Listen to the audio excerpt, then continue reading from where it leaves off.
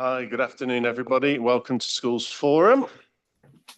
If we'll start the meeting, apologies for absence. Through you, Chair, we have apologies for absence from John Lake, from Paul McCahill, and also from Ben Pearson, Assistant Director Education, and we have Melanie Barnett, the Director of Children's Services, who is substituting for Ben. Thank you, thanks James, and welcome Mel. And forum changes, we have Sam, welcome to your first meeting here, and Dan, welcome back as an Academy representative this time.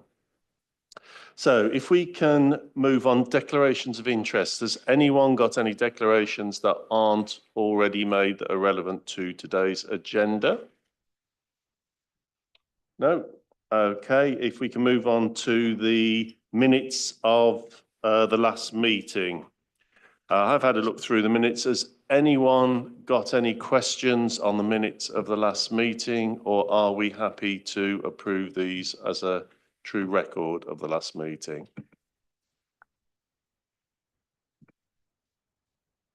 Okay. All right. We'll approve those. Thank you. I'll sign those.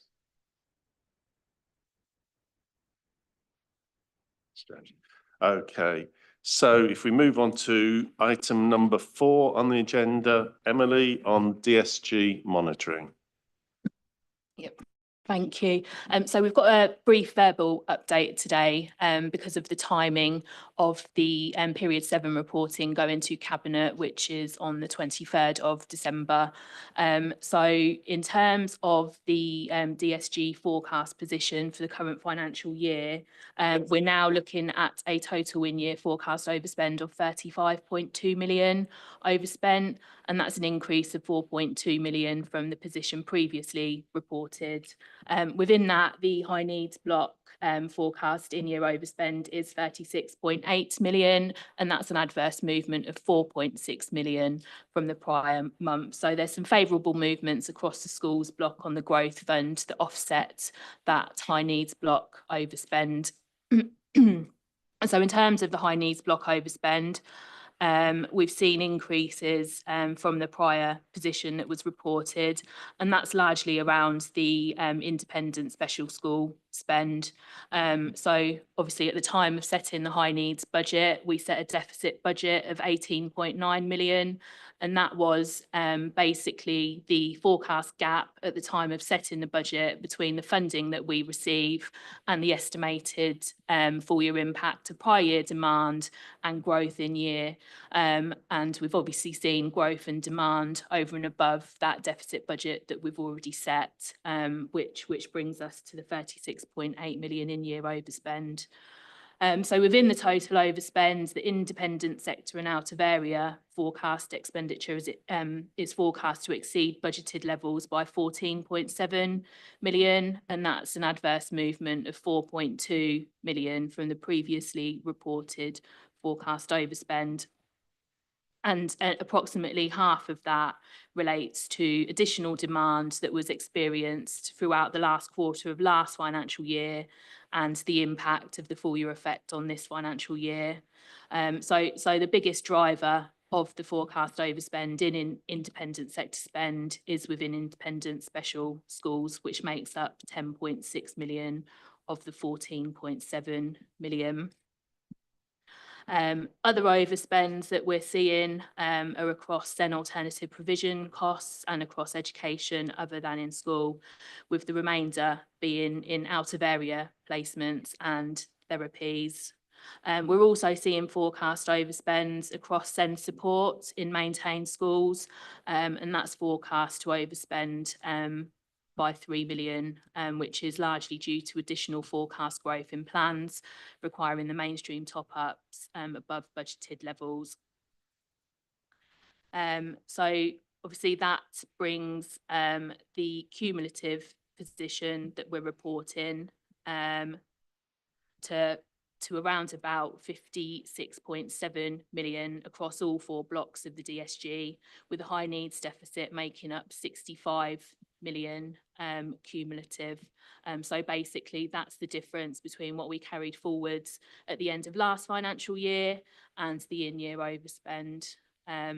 So the government have obviously got in place at the moment a statutory override, which was extended earlier this year until the end of March 2028. The government are proposing that it will take over funding of SEND from 28-29 onwards, and that's effectively when the statutory override ends. And there's more detail on that to follow, but that effectively means that councils won't be expected to build up further deficits from the 28-29 financial year onwards. But we're obviously still awaiting detail as to what the government are going to do about addressing historic deficits that have been racked up by councils. So nationally, that they're currently forecasting in the region of about 14 billion by the time the statutory override ends.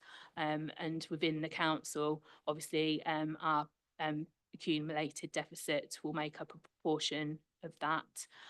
So we're expecting more plans on how they're going to address the accrued deficits already built up as part of the local government finance settlement, which is expected to land in the next couple of weeks. And within the SEND reforms as part of the delayed white paper, which I think is now expected in January 2026.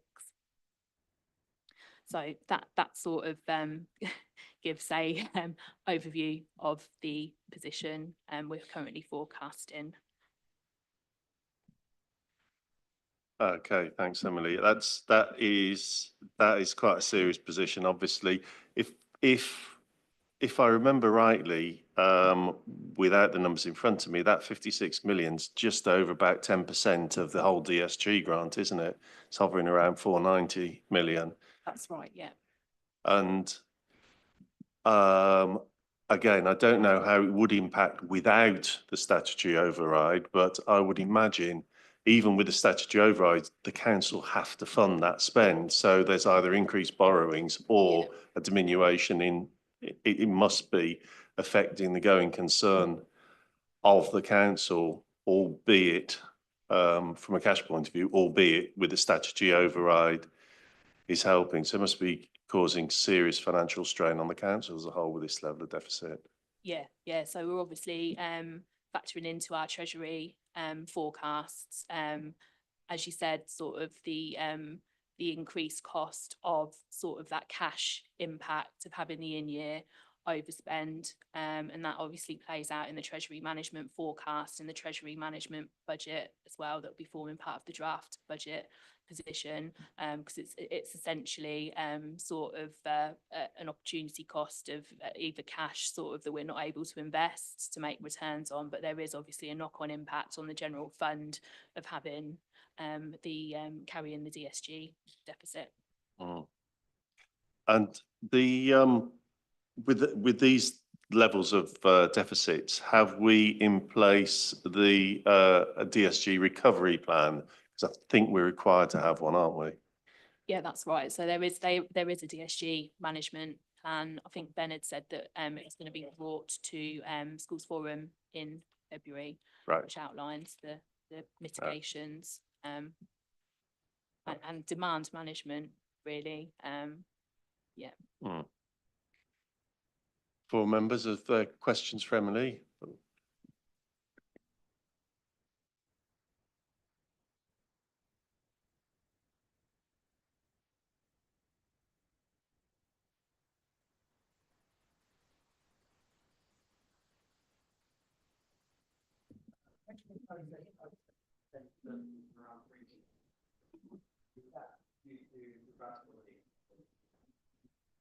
That overspend.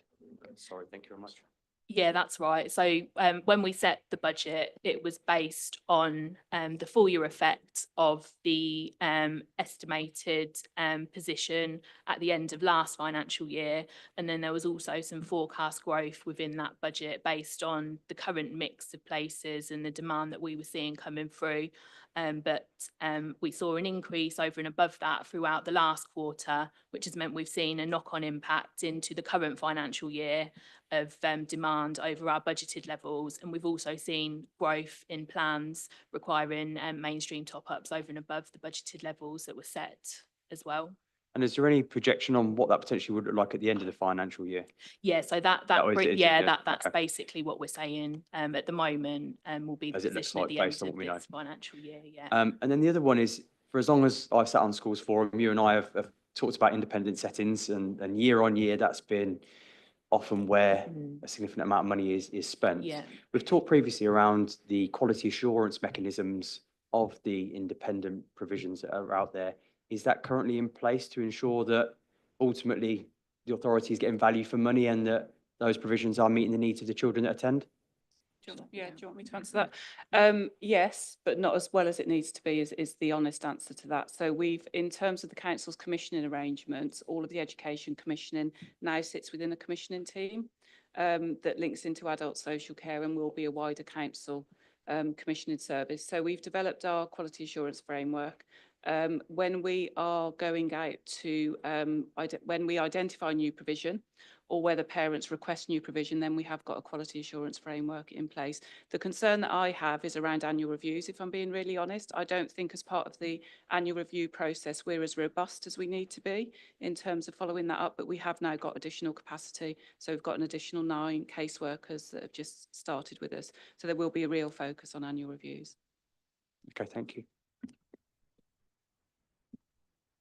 Any other questions? Okay, thank you. Thanks, Emily. We'll move on then, Mel, to item 5, the high needs update, which follows neatly. Yes, very neatly. So that's over to me. So Emily just mentioned that the recovery plan will come to Schools Forum in February. So I just wanted to give an update in terms of where we've got with that. Clearly, the challenge that Emily has outlaid, and I think we all know it's a national challenge, and I think we're probably all disappointed that we still don't know the direction of travel, which I'll probably come on to in a later item. As part of our high needs block recovery plan or DSG recovery plan, we've looked at 4 specific areas relating to high needs block. So the first one sort of links into the question that you raised, Dan, in terms of what are we spending our money on? So we've done some analysis in terms of independent placements in particular. We know who our top 10 are in terms of that cost, and what we're doing, starting to do more widely, is working with the region, because very often these providers are providers that provide wider nationally. So we are doing that analysis. What we're also looking at, and again, it links into the RAS funding that you've mentioned, we're also looking about where does our money go in terms of resource bases, independent settings. And the other big area of growth that we've had is education other than at school, the OTAS. And some of you, if not all of you, will be aware that we've recently drawn together our new process on that. We're really seeing significant increases, not only in the numbers that are coming through, but the cost of those placements. So there is something that we're looking at in terms of sufficiency, about what is the demand that we've got and what do we actually need within the local area. And more importantly, we're looking more local as opposed to county, because I think very often we're looking at it too wide. We need to really break it down into terms of what our communities need. The other thing which some of you will be aware of in terms of demand and sufficiency is our resource bases.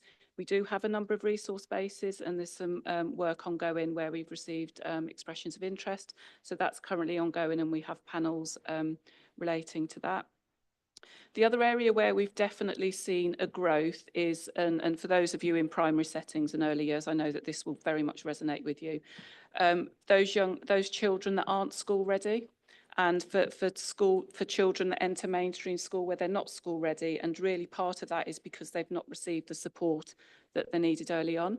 So that is part of our much wider family help strategy, the work with our family hubs. And we've also got much better connection now with health colleagues, where we're identifying those children earlier and making sure that we work together with health services to make sure that children are ready for school.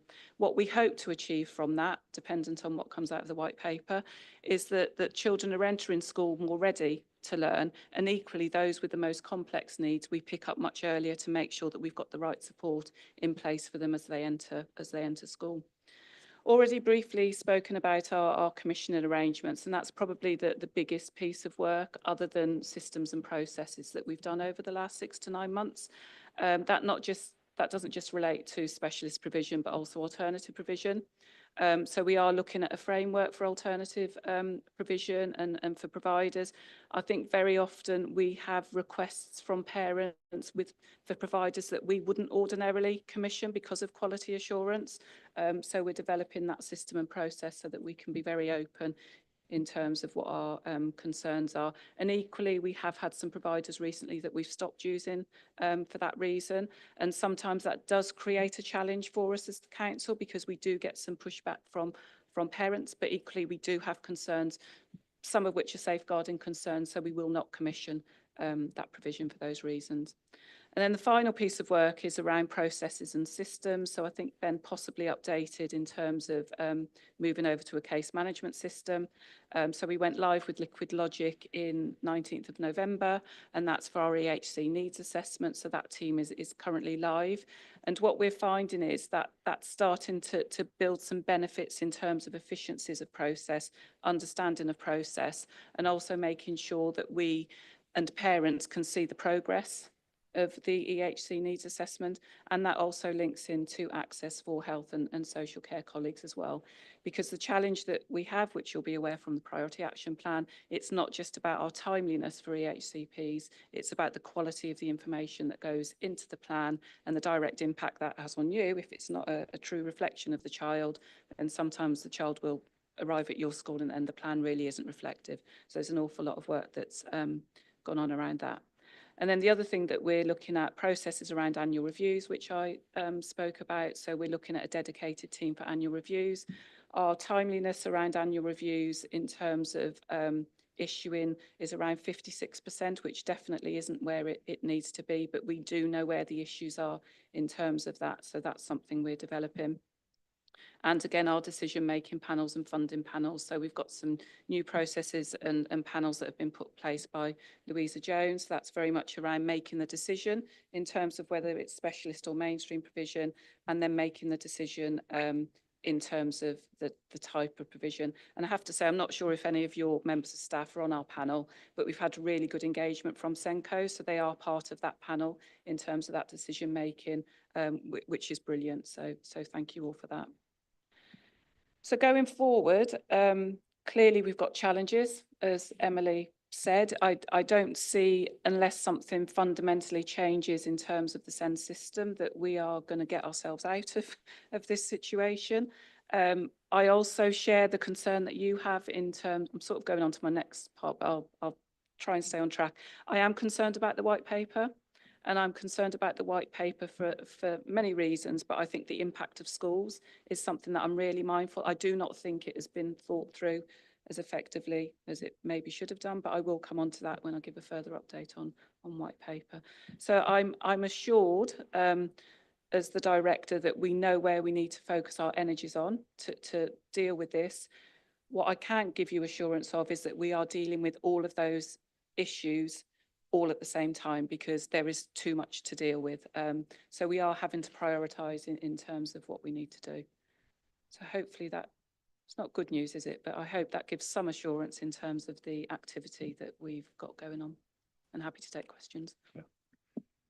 Forum members, questions for Melanie on the high needs update? Thomas? Just a couple of things that popped out really. The panels, this has come up quite a few times. Is there going to be the panel that you spoke about? Is there going to be post-16 representation in that?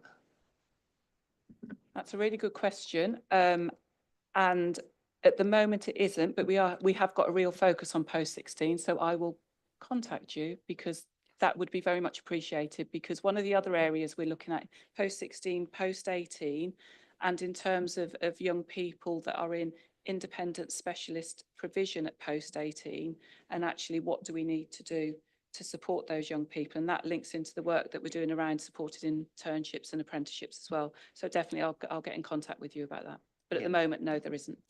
Okay, well, we'd be very much happy to play a part in that. And then obviously when I hear the word annual reviews, my heart starts to tremor because we've got so many. So if you're looking at a dedicated team for annual reviews, would it be possible for the post-16 sector to be involved in that? Because 340 HCPs and reviewing those is a big piece of work that we have to do. I'd want to make sure that we'd been considered, if that's okay, for those young people that have, it's quite a clunky process for them at the moment.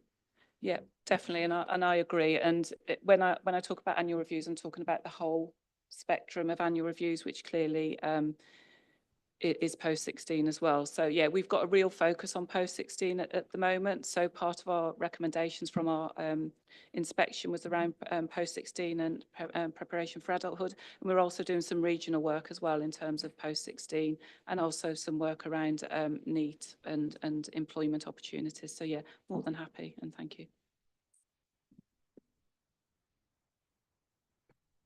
Thank you. But any further comments on this? No? Chair, may I just give an update if I can find my notes? Because I think the other important thing to just illustrate, I suppose, and that impacts on the monies that Emily has said in terms of the costs coming through. So at the beginning of March this year, we had 1,019 EHC needs assessment in process, and a lot of those were over our 20 weeks. As it stands the end of November, we've now got 562. So you can see from March to this time, and that's clearly why we've had quite an increase in the high needs block. So I think that's the context that we need to give partly in terms of that. And the other thing which I'm really pleased about, although clearly we're not where we need to be, we've got, as I say, we've got 562 EHC needs assessment at the moment. 60% of those are under 20 weeks. So I think in terms of that trajectory of timescales around 20 weeks and what we've got in the system, and that's on a backdrop of having an additional 9 caseworkers. So I'm really confident going forward that spring next year we will be in a much better position. Not the position I want us to be in, but a much better position. So I just wanted to give that as further context. Thank you. Okay, thanks, Melanie. Can I just echo that? I think we're seeing that impact on the ground, that any HCPs we've been putting through, that starting the process is working. So I know it's taking time, but please be assured we are seeing some positive results from our end as well. Okay, thank you. Melanie, because it falls, it kind of follows on from this. If it's all right, would you like to talk about the white paper, just bring forward agenda item 8 here, because it kind of just rolls through into the high needs.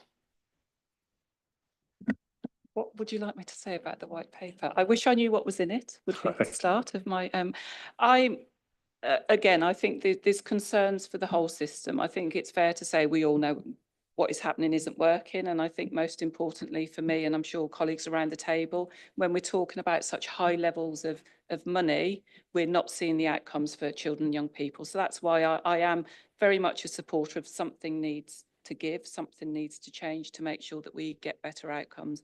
I am disappointed in terms of us not having the white paper because we know that it's been delayed. We were told that it would be out before Christmas, and clearly we've now been told it's January. If I'm honest, I don't think we will see it in January. And the reason I say that is because there have been a number of regional events that have been advertised. I'm not sure if you've seen them. I'm not able to make the East Midlands one, but I will be attending the West Midlands one in January. So I suppose my concern is, and my reticence is, that we've had the narrative that we should see it in January, but equally we know there are some engagement events going on in January. So I do question, if the engagements events are in January, how are we going to have the white paper at the end of January? So I am expecting that we will get a further delay with that. I think the webinars, and I'm not sure if you're aware of the webinars that have been announced. If not, I can send it to James to, I can attend all of them bar one, and I do intend to attend all of those. So they're talking about the principles of the reforms, which are early, local, effective and shared. So the schools minister is hosting a number of webinars. I think the first one was last week, actually. So I just think it's going to be really interesting to see where this goes. I don't know where it will go. Obviously, we see all of the rumours in the press, but we don't, we have to wait to see the paper, don't we? I suppose, ultimately. From our perspective as a council, we continue to remain focused on all of the things that I've just described, and equally the early intervention and early support. So you may, I think you probably will know or should know, that our family help strategy is recently launched. We are developing our family hubs. We continue to do that. We've had our first lot of monies at all for family hubs from government. And that's Family Hub's Best Start in Life, which was £186,000 that we've been allocated. So we are currently pulling together our plan around that. So I think there's lots of things that we continue to do. But I'm probably the same as most of you around the table. I don't know what's going to be in the white paper. I can guess what's going to be in the white paper, but I don't think any of us truly know until we actually see it. No, I'd agree. And I think it's a shame that it was delayed, but hopefully we'll see the white paper published. And when we do, I hope it will cover some of the real areas where there has been that have been cause for concern, tackling the real problems there, including disparity in cost. And the government have done it before in other sectors, when they've, facilities management in particular, where they've wound back the profits that are being made. And we see it with the independent sector. When venture capitalists en masse go into an independent sector, it's because they're making money out of it. And having a more national and coordinated approach to commissioning, if they go that far, I think the danger is the government won't be bold enough to, and will be end up with something that's more nuanced than actually revolutionary, I suspect. I think it's interesting what you say, because I was at an event with Josh McAllister, wasn't with him, listening to him, I should say, listening to Josh McAllister, and obviously stable homes built on love and all of the family first reforms. And what they're definitely doing in terms of the social care space for care placements is regional care collaboratives, which we have already started to look at in the East Midlands. And certainly myself and the group of DCSs in the East Midlands are really keen to start to look at something, as I intimated when I first started speaking, about high cost independent placements, and how as a collective, not only in our own commissioning teams within the councils, how we can do something to help with that market. Because I think you're right, if it does happen, and I think it will happen at some point, but I think we're probably quite a few years off before we get to that point. So what we're doing locally and regionally is as much as we can, and starting to plan about how can we tackle that challenge, because ultimately the money that goes into independent places is money that could go to other places to support children, and a wider number of children. And the other thing, if I may say, Chair, as well, that I think is important to recognise, the uncertainty around all of this is really impacting on parent carers and families more generally. And I never underestimate that impact, and I think that's partly why we've seen an increase in requests, because it's just not uncertain for us, it's uncertain for children and families. So I just wanted to make that point as well. Colleagues, any more questions on that one? Okay, we'll move on then to agenda item 6, which, Emily, are you? Beth? Okay, Hello. Beth, Can you if hear you'd me? like to, yes, we can. If you'd like to run through all of the consultation points, and then we'll open it up. Thank you. This paper provides the mainstream schools budget consultation responses for setting the 26-27 budgets. Feedback from this will help Schools Forum members, WNC members and officers set the local choices for mainstream state schools budgets.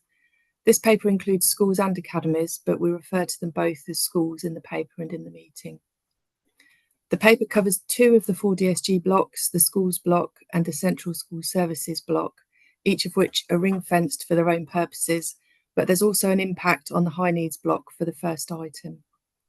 I just want to clarify that although the DSG blocks are ring-fenced for budget setting and spending, the overall DSG deficit means that we're restricted with balances at the end of the year. But on the whole, any underspends have to be rolled into offsetting that DSG deficit. There are some small exceptions to this, and they're accepted because they're small and are only allowed through by Schools Forum members' agreement. So for these, if members agree the proposals being suggested, you do so knowing that this is increasing the DSG deficit for those underspends carried forward. These would be the ring fencing of any underspends for the growth fund, the dedelegations, the education function, and the falling roles fund if implemented.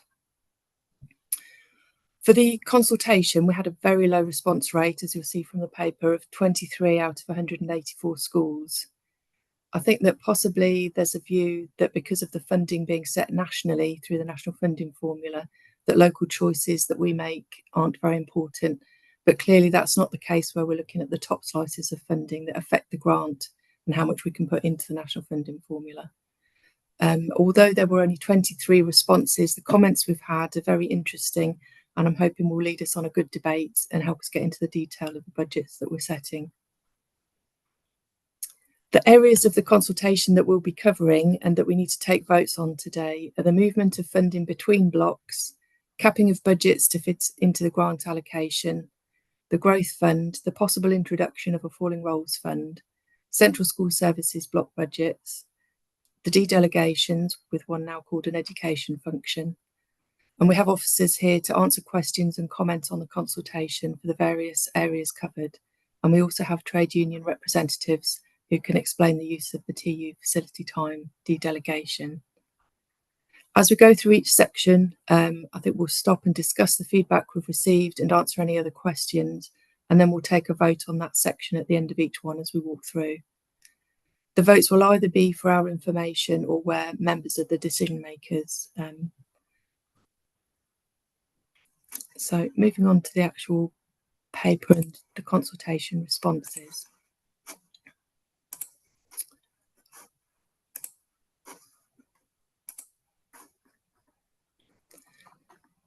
The first question asked, do you agree or disagree with WNC's proposal to continue to transfer 0.5% of funding from the schools block to the high needs block?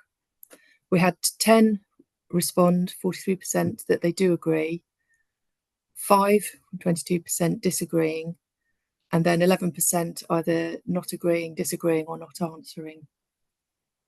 Schools who agreed with the move included a request for greater transparency in how the funding is spent and assurance that it won't disproportionately affect growing schools. In response to that, the category new and growing schools as defined by the DfE, they're excluded from capping, so it won't affect new and growing schools, which are those opened in the last 7 years and who still have year groups without pupils in them. Schools that did not agree with the 0.5% transfer recognised that high needs affordability is a national issue. There was a mention of the difficulty for schools in setting balanced budgets and that top slicing the budgets makes this harder. Schools noted that there's already a requirement for schools to use their notional send budget and that top-up funding doesn't cover the full costs for high needs pupils and that top slicing budgets will greatly impact on schools which are already overstretched. Those that responded with neither agree nor disagree did so because they understand the challenge to close the high needs deficit overall, but feel that the high needs funding is not always a fair system of redistribution. And there's a graph provided of those responses. So are there any questions that haven't been answered there, or any comments before we vote for that one? Is there any, first of all, I think, Beth, there's one thing that's useful to just set this out for forum members as well, particularly when it comes to transferring to the high needs block.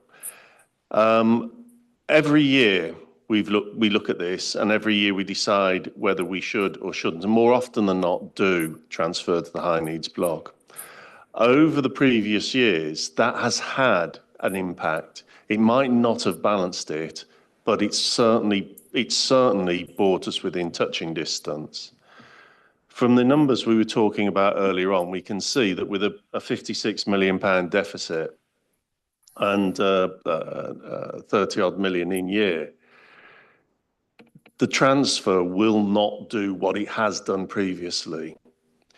The other thing I wanted to point out is that it has an impact on schools, and particularly as the comments have come back, which you've mentioned there, that and we talked a little bit about this as well with the white paper, there is almost certainly going to be a continued and a higher emphasis on schools providing that early help before you reach a statutory assessment threshold. So by taking money out of the schools, it diminishes the ability of schools to be able to get that early help in, to use their resources to do that if you're not careful. And you could argue that perhaps by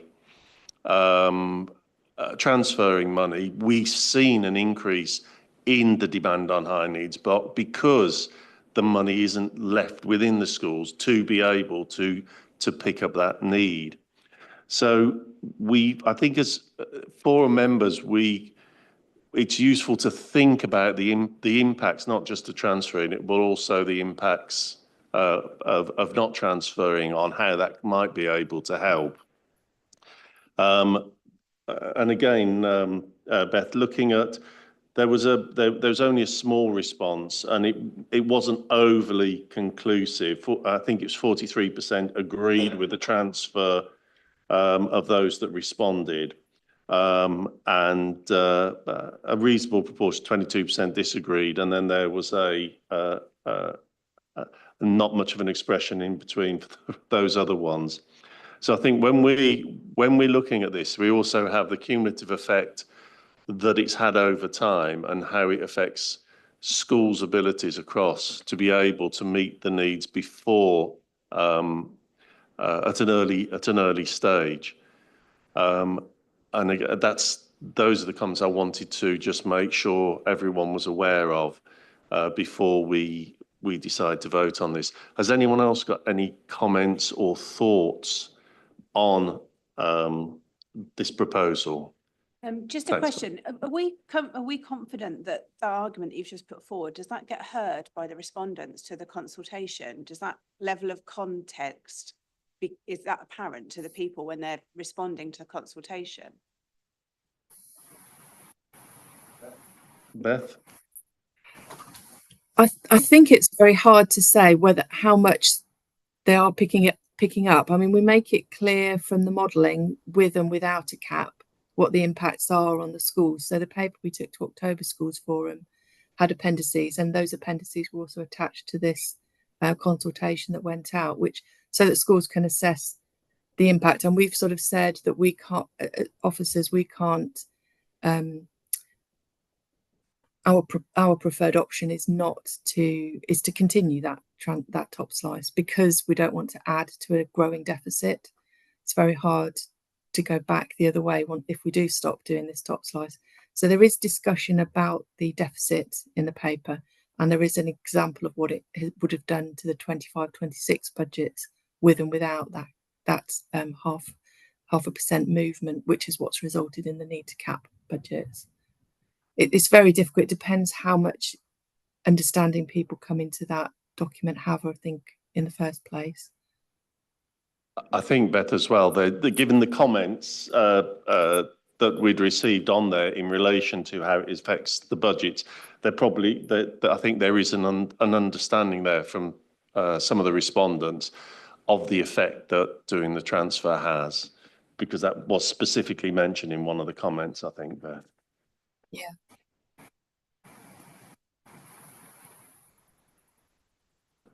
Are there any other comments on this? Dan? Sorry, Chair, just a very quick comment.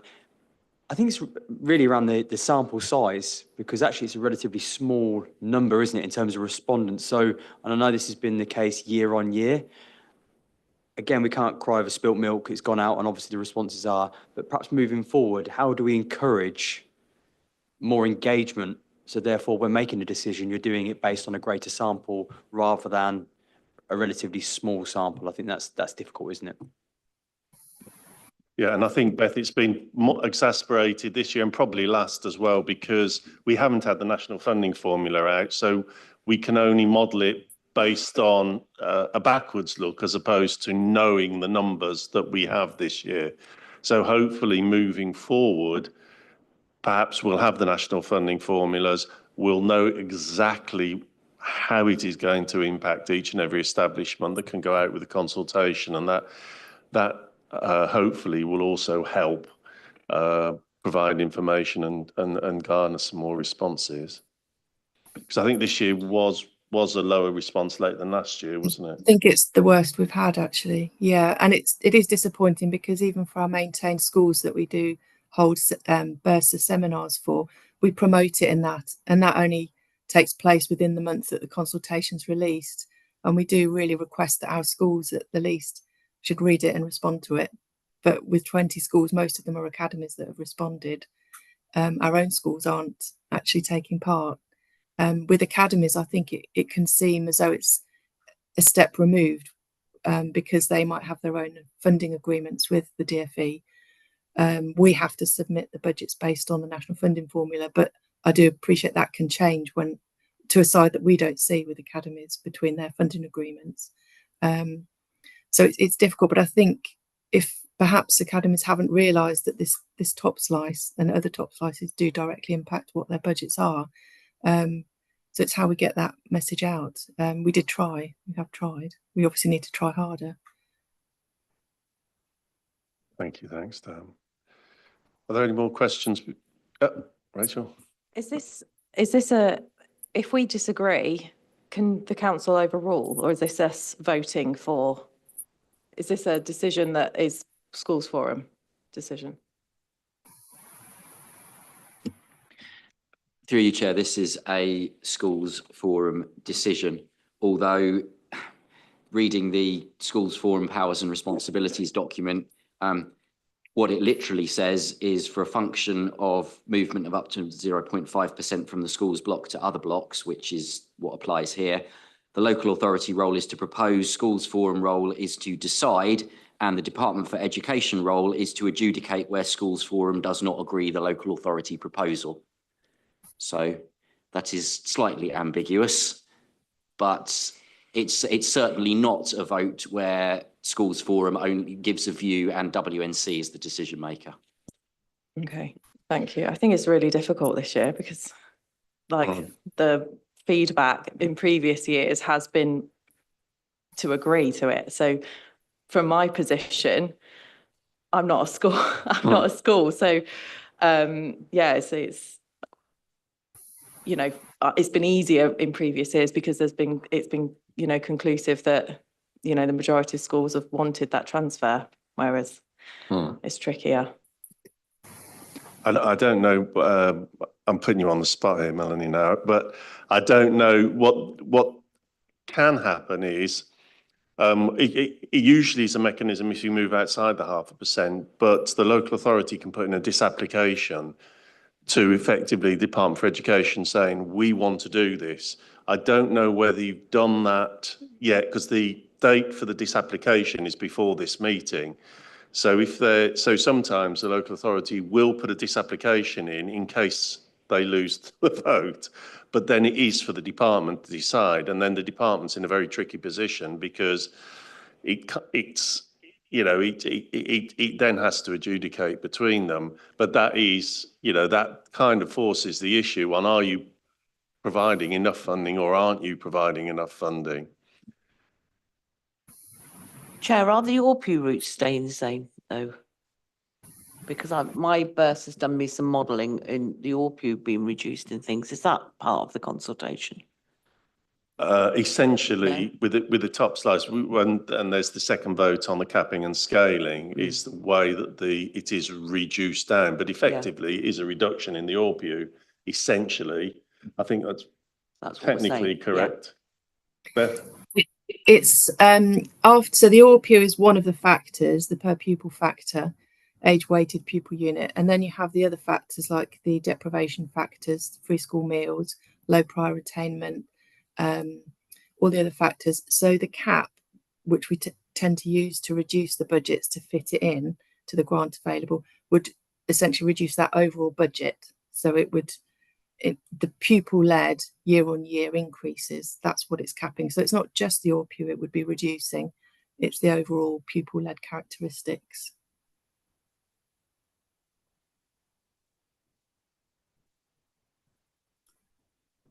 Did that make sense? A stunned silence. I think, yeah, I think so. We generally consider all of those bits as the ORPU.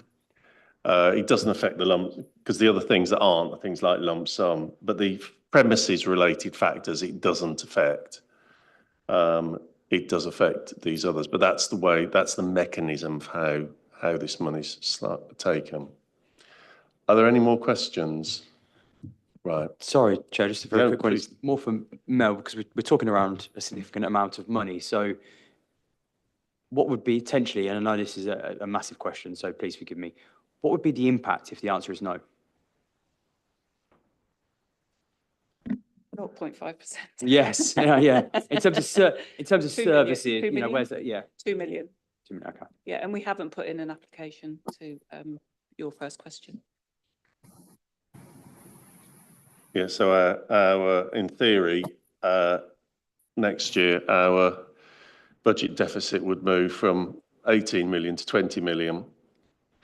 And the and the Treasury team would have a bit more cash to find in loans.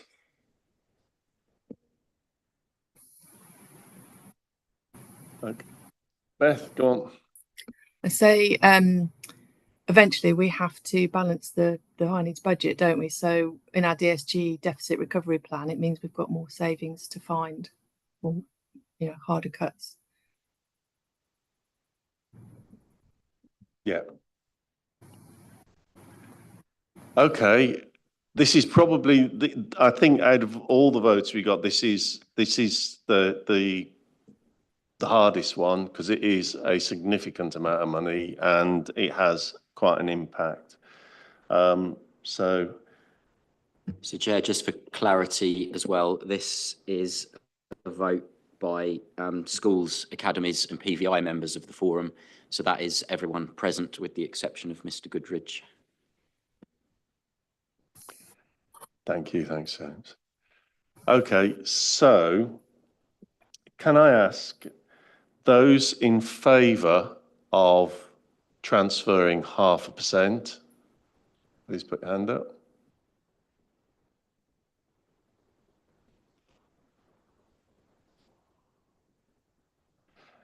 Okay, thanks. Those against?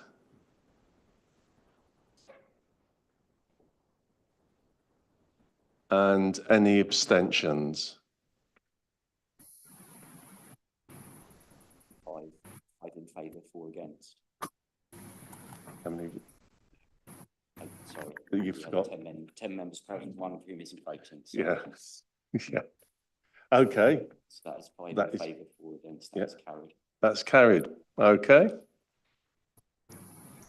Right, now we'll move on then, Beth, to item number 2. But I think just before we do, Mel, if we can take that back again to the council and to the cabinet there, that there is clearly a dissatisfaction with this transfer having being done. It's been voted, that's fine, but we need to perhaps give it a little bit more thought in future years whether the council believe it's appropriate to continue asking schools to bear the cost of this.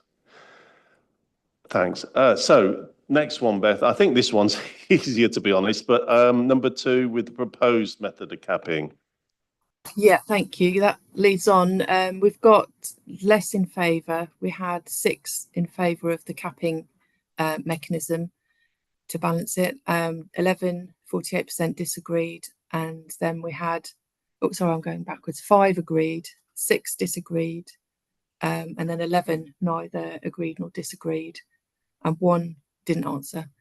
So yeah, very similar levels that agreed and disagreed. We've got comments relating to the cap, including the views that if capping is applied, that scaling should also be applied, and that the cap affects some schools unfairly, with specific mention of schools with planned strategic growth and those in low socio-economic areas. There was a request for more financial modelling to be provided for increased transparency and additional consultation before a cap was applied. in response to that, it's, as you mentioned, Paul, we don't have the information for the 26-27 budget year. We don't have the tool that we normally get to model it. So in July, we'd normally have provisional figures, and we'd also get a provisional modelling tool with which we could input. And we tend to, in past years, do that over the summer break during August, and we're able to bring back something more meaningful for schools. And that would be the time with which we could start modelling scaling. So scaling is where you might apply, say, 90% of the cap to schools, or 80% of the cap to schools that are going to be capped, rather than the full cap. So it's like tapering it almost. The trouble there is, obviously, there's always winners and losers with every different way of balancing it. So you might have high gainers. Instead of them being 100% capped of the capping amount, they'd get 80%, but then that means some of the schools who weren't previously being capped would then have to come into the cap to make it balance, perhaps the moderate winners under the year-on-year comparison. So I think at this stage, we're not able to do modelling. We still don't have the APT tool, the authority performer tool that the government provide us with, all the kind of rules that's built into it and all the data that's built into it. So we don't have that tool with which to provide more modelling. When we get that tool, hopefully just before we break up for Christmas, we then have to complete it based on what's decided here today, and we have to submit it on the 22nd of January. So we don't have time to do further modelling and further consultation at this stage. I think it's something we could consider for next year if that wants to be looked at. Okay, I've got one question for you, Beth, there. Just on the baselining for the, when you're looking at that growth, I take it you essentially re-baseline with the grants that are rolled into the, back into the national funding formula as the baseline there. So effectively, those that were paid separately that roll into the funding formula, do you essentially, do you rebase your comparison before you start looking at the cap? Yeah, and that's what comes pre-populated for us. We don't have to do any of that difficult thinking. The government do that. That's what they're bringing forward of the APT tool does. And that's why it's very difficult to base anything on last year's APT, because it doesn't have that bringing forward of the baselines. And because it's so complex, there are so many factors that interplay. You can't just change the baseline with the grant. It doesn't work that simply. The government roll in, they baseline it by adding it into the factors, the rate of the factors, and then they also change the baseline. So it is very complex, but we are waiting for that tool to be able to see what the impacts are. Right, and finally, just from me, and I'll ask if there's any other questions. The proposal, is that consistent with how we have acted in previous years? Yes, we've always applied the cap. I think I've been doing this 13 years, going back about 7 years. We did do a combination of ORPU reduction and cap and MFG reduction as well. The MFG doesn't now, because we've moved so many years towards the national funding formula, there isn't enough by changing the minimum funding guarantee to actually balance anything. It's only ever generates a couple of 100,000. So that's not an option. Reducing the ORPU, as you saw in the modelling, it just creates a different set of winners and losers. And it's not always predictable who those are going to be. There is some trends, but yeah, this is, and we believe this is what the government intends for councils to use to balance to within your grant. That's why that tool's in there. Okay, any questions for Beth on this particular point? No, are we happy to take a vote then on do we agree or disagree with the proposal to apply a cap? Having decided obviously to do a top slice, then that's just, it kind of follows that there has to be a mechanism, and is this the right mechanism? So do we agree with that? Everyone who agrees, can you?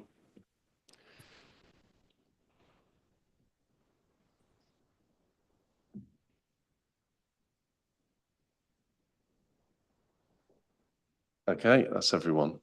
Thank you. The next one, Beth, is the budget for The growth growing. fund. Yeah. Yeah. So the growth fund respondents were asked whether they would agree or disagree with growth added into the schools budgets for new and growing schools, where new classes are being added but are not yet in the October census. We refer to those as the weighted average numbers. We had those in agreement with the proposal were 11, 48%. And we had 4, 17% disagreeing, and 8, which is 35%, who neither agreed, disagreed, or had no opinion. We asked, respondents asked us whether weighted numbers would result in funding being taken from other schools. There was concern that this would add to the financial strain on schools, and there was also a request for greater transparency on how the decision is taken to fund certain schools, and whether schools with spaces could pick up additional numbers, even if slightly out of area. And then there was a question on how new and growing schools are funded and whether they're funded on estimates. So there's a lot in there. There's a lot of information that schools want about this. The question about whether it adds to the financial strain on schools and whether it takes funding from other schools, it does essentially. It is taking funding from that school's block after the any other top slice. So yes, but there is growth funding within the schools block for this purpose, and it's identified as a separate section. If you look at the DSG statements online that government provides, you can see the growth within the schools block. So yes, it does. It's funding that's directed to those schools with the extra numbers of pupils that we add in for classes that we know is opening. I think the question around whether schools with spaces could pick up additional numbers, even if slightly out of area, I'm going to have to hand that one over to Shazia. My concern around that would be the cost of transporting children to further away schools, and that would just move the pressure onto the homeschool transport budget, which is already overspent. And also there'd be a concern about children not being able to access their local schools, particularly those that are of primary school age.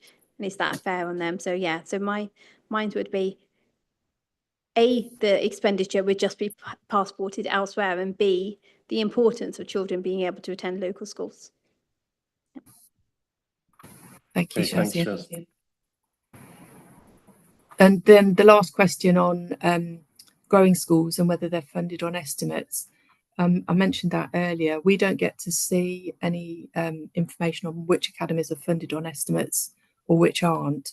But when you read through the operational guidance, the DfE do say that we have to submit the budgets based on the national funding formula, and where there are academies funded on estimates, they guarantee that there's no duplication of that funding. They either get one or the other. If they're funded on estimates but they end up with a higher number of pupils, I think they tend to take it from the January, and if it's 10% more than I think academies funded on estimates get an adjustment to their budget.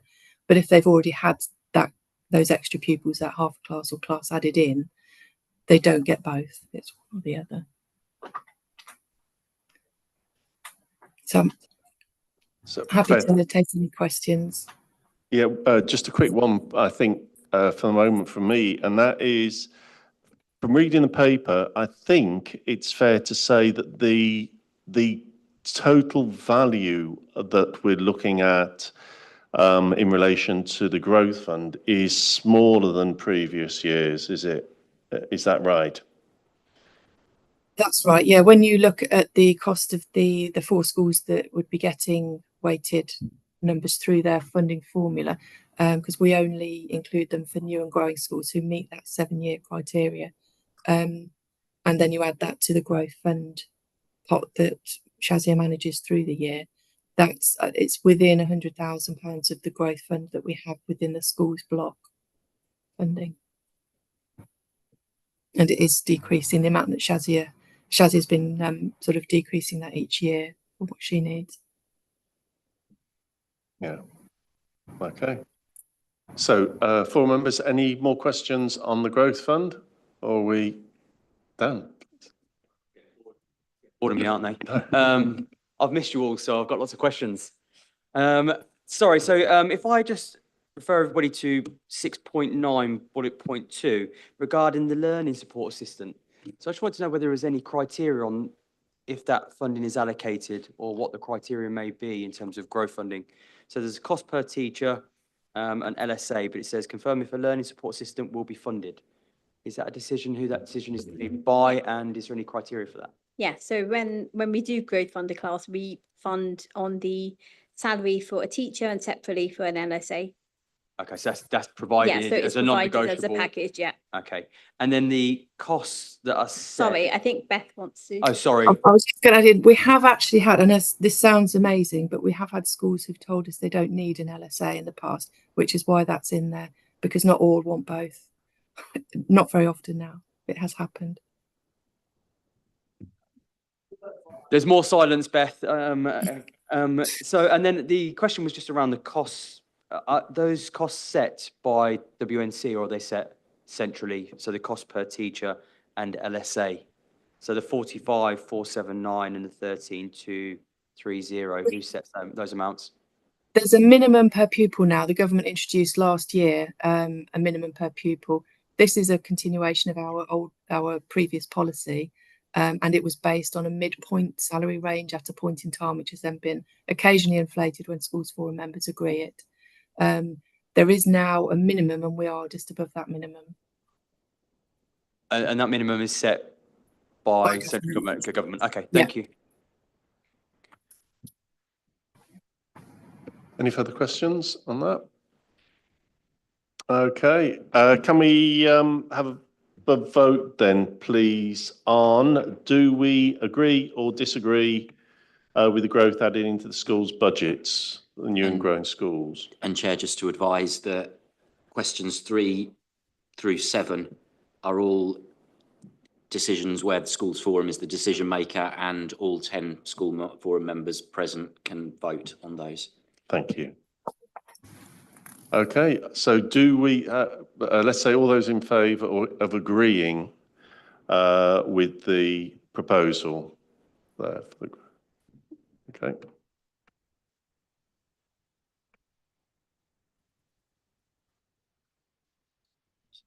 Okay, thank you. Beth, the next point on the growth fund proposal for additional classes. Thank you. This is the actual pot that Shazia manages through the year. And we have to ask both questions. It's within the guidance, the operational guidance, that we have to get agreement from you guys for both the weighted numbers and this separately. So we have 12 respondents that were in agreement with the budget being proposed, 2 disagreed, and 9 neither agreed, disagreed, or had no opinion. It's a similar response to the previous question.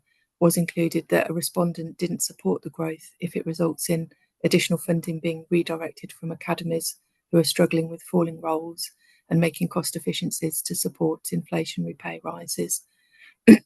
One respondent requested timely and transparent allocation of growth funding, as it's critical for oversubscribed schools to avoid delays in staff and resource planning, and another asked that all increases in numbers on roll be funded through the year. I think it's possibly, those are possibly comments more for Shazia than me, but I would say that we're not allowed to fund schools purely for financial reasons. It has to be due to needed growth that the authority has placed. I don't know, is there anything you'd like to add, Shazia? Yeah, just to say that transparency should be offered for all growth payments, and there's no issue with that.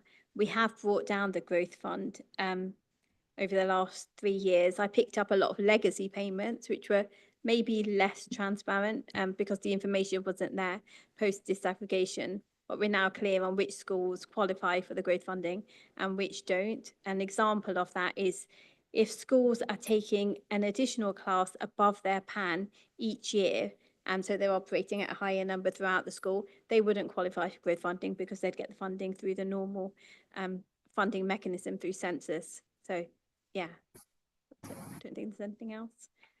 Has anyone had a question? I think there was just the one of the points that Beth just mentioned was around that kind of in year if during the course of the year there's an exceptional amount of growth? I think that was one of the questions. Yeah, so if we ask a school to put an additional class on, if it's due to, a sudden need for places, then the growth funding would be prorated, depending on when the class was put into effect. Yeah. Okay, no, that's great. Thanks. I think that answered the questions. And again, I think, as we said earlier, across the piece for growth funding from these two mechanisms, the amount of money that is going into it is no more than previous, and I think slightly less than previous.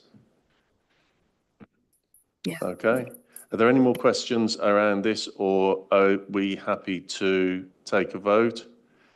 Yeah, are we happy with agreeing the proposal? Yeah.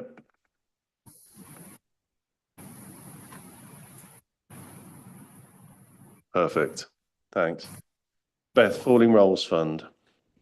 Thank you. So we were asked at the last October Schools Forum to consider a Falling Roles Fund and to include it in the consultation, which I think is I'm really pleased to see that process of bringing it in draft to Schools Forum in October with a chance for it to be amended is a really good sort of example of that working.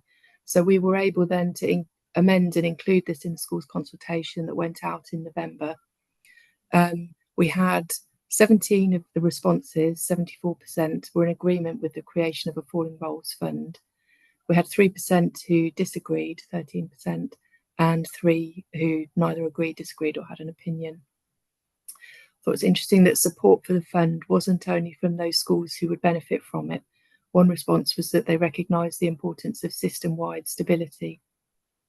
A few responses added that the funding shouldn't be a substitute for robust place planning or long-term sufficiency strategies, with suggestions such as restructures and joining larger mats being provided.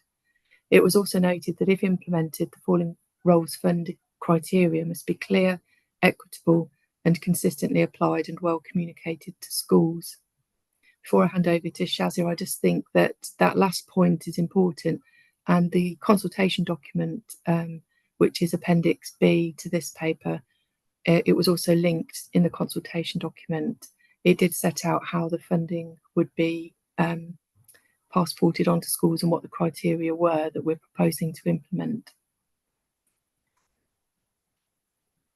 So Shazia, on those questions around robust place planning and long-term sufficiency strategies, and with suggestions in terms of restructures, I think there was a cut. We've been told to cut our cloth according to our sort of school numbers was mentioned. Is there something you'd like to comment on around that? Yeah, I can. So we'll continue working with schools to ensure that they're looking to adjust their plan if their numbers don't materialise, or particularly in some areas, so those more rural areas where there is a national drop in pupil demand. So the only instances in which the falling roles criterion would be met is if the forecasts show that those numbers are going to rise, and it's almost then like a stopgap measure to support those schools for up to 2 years, because we know we need those places, and it could be due to housing, it could be due to inward migration, whatever factors there are. If our forecasts show that we'll need those places and we need schools to keep those places, then they would potentially qualify for the Falling Roles Fund.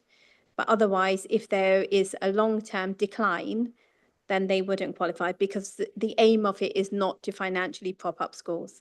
It's meant to be there to plug that gap until they can become more financially sustained through the pupils they have on roll. Does that make sense? I can give an example if that helps. So where we've got a lot of housing going up in Northampton town, so we've got about 10,000 new homes being delivered between now and 2040, so in some cases 2042. And those houses are being built at a rate of say 300 or 400 a year. We know extra pupils are going to be generated. We've worked out our methodology on how many pupils will be generated, which feeds into our forecast. So if you've got a school, for example, like Harpole, which is a small school, has slightly lower numbers, but we know the school is likely to be filled because of the exponential amount of housing that's coming forward. That's an example of a school that would qualify for falling roles fund. Yeah. Thank you, thanks. Shaz and Beth, I think in the past, Schools Forum, we've always shied a little bit away from having a falling role fund for the reasons of not wanting to encourage the wrong behaviours in maintaining overheads or maintaining a structure that just couldn't be maintained. But the rules that are in place, and these were set out by the government, I think it was a year ago, might be 2 years ago now, but I think it was last year, where they started to talk more on falling roles, do tighten that up. So it is very much related to where there is a temporary dip in numbers and not a permanent dip, to try and maintain a degree of capacity until those, while those projected numbers come through. Are there any questions on the falling roles fund before we vote on that?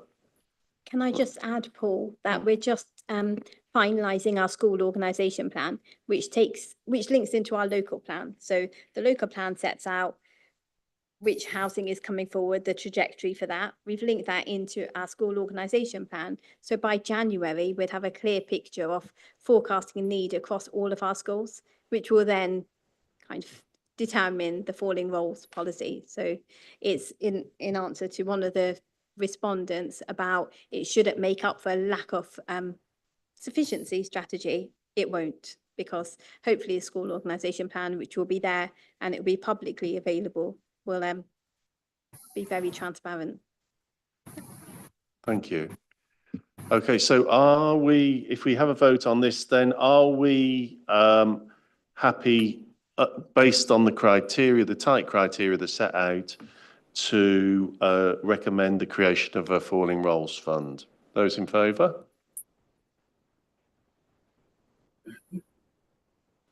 Okay, thanks. And the next one, Beth, is just on the quantum of it, the £500,000. Is there some modelling around that, or because it's the first time we're creating, is it just a set aside amount that we think would be appropriate? It's an amount that we think will be appropriate based on when we've had a look at the number of schools that do fit that criteria. It's approximately 10. And so if you take 10 schools and an average funding package of 50,000 a school comes to that £500,000, but that'll be reviewed as we finalise our forecasts. Yeah. Okay, is there anything else you'd like to add, Beth, to that? Oh, sorry, the other one was in combination of the falling roles and the growth fund. Again, in quantum, is that similar to money that we set aside it was purely in growth fund previously, or is this an addition to that? As in, based on previous years? This is another top slice in addition to the growth fund and if it happens, the 0.5%. So in terms of what's the impact on schools, this is sort of about a quarter of the 0.5% transfer, and it's just under the growth fund in terms of kind of trying to get a feel for what it will do. But it means the overall top slice is £500,000 greater. We're still the growth fund of 0.7 million and the £500,000 for this is still smaller than the growth fund in total that we used to take a number of years ago, or 3 years ago. Yeah, that's what I thought, because I thought the growth fund was hovering around about 1.5, 2 million. I think 2.7 actually, about 3 years ago, wasn't it? Yeah. Yeah. And we are hoping to bring that down further as we move towards permanent expansions rather than temporary. And so again, the school organisation plan will assist on us working out our longer term need so that we can be less reliant on temporary places. Super. Are there any questions before we vote on this? So are we happy with a £500,000 transfer into a falling roles fund from 26-27? In favour?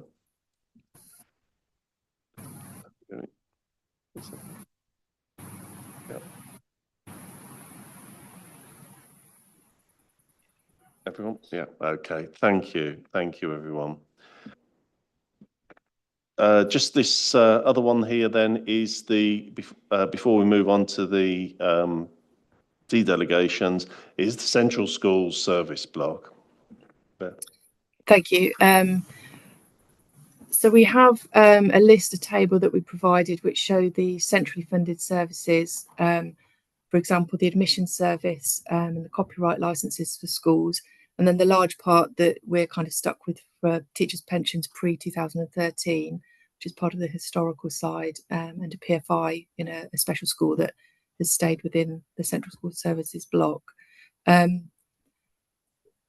So there isn't an awful lot now within there that we have any freedom over. These are services that we have to provide. We have 11 that agreed with the continuation of the services, 48% as we've set them out.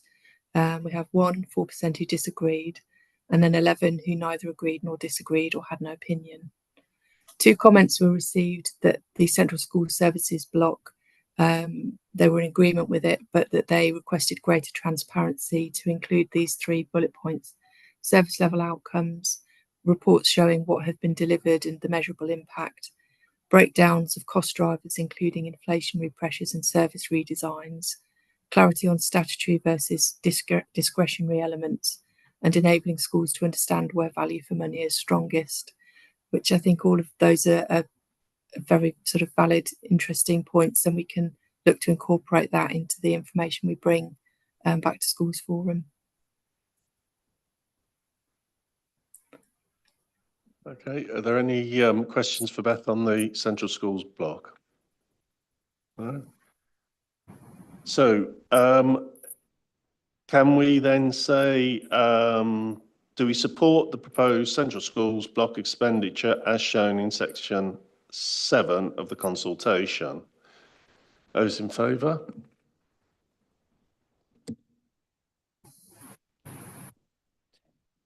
Okay, thank you.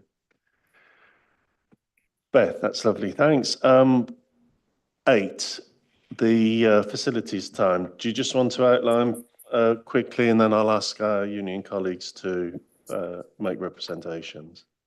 So we are offered 2 options: one, to continue the rate at the same for 25-26 of £7.93, or the preferred option of £8.25 to increase the rate to match the Teachers' Pay Award in September 2025. 22% 5 agreed with option 1, 17% agreed with option 2, and 14 either didn't agree, or have an opinion, or didn't answer. I think that's, I mean, overall, at least it's kind of showing a 9. I'm going to have to add those together quickly. 39% in favour with one of the options. One comment that we received was that for this de-delegation, it was to provide support for maintaining the same rate as in place for 25-26, as they believe that any increase should be justified through clear evidence of growing casework, statutory demand, or significant changes in employment relations of activity. Said predictable costs of support, financial planning, especially during a period of volatility.